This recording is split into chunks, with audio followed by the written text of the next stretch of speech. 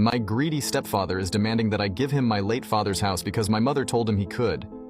I, 31 years old, have a stepfather whom my mother married a year after my father passed away. I felt uncomfortable seeing my mother fall in love with another man so quickly.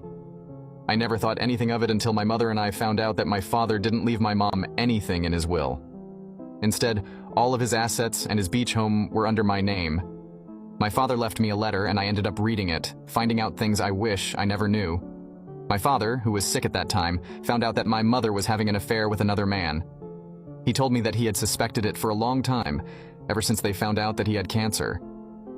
Since then, my mother became distant. He told me that my mother would constantly ask about his will and would remind him that she would take care of the beach house when he passed away. My father was heartbroken, and he spent the last few days of his life next to someone unfaithful. When I read the letter, I couldn't help but break down crying in my room. I wish I had been there for my father. The more I cried, the more I felt anger and hatred for my mother and my stepfather. When my mother found out that she was left with nothing, she started flipping tables and screaming, asking why she wasn't left with anything. It was clear that my mother only cared about my father's assets, not him. I decided to leave my hometown and cut ties with my mother and her new husband. I moved to my father's beach house, where I would try to start over. I've always worked from home, so moving to another area was never a problem. It wasn't until recently that I got a text message from my stepfather. He asked me how I was doing, and I didn't respond. He texted again, and he was more straightforward.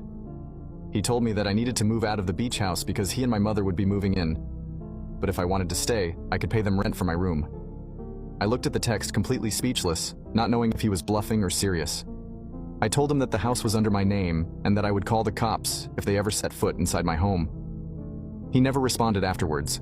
I thought that was the end of it, until a couple of weeks later when I got a notification on my phone while I was out grocery shopping that there was motion near my driveway. I opened the app and saw both my stepfather and mother stepping out of their vehicle as they continued to unpack their belongings.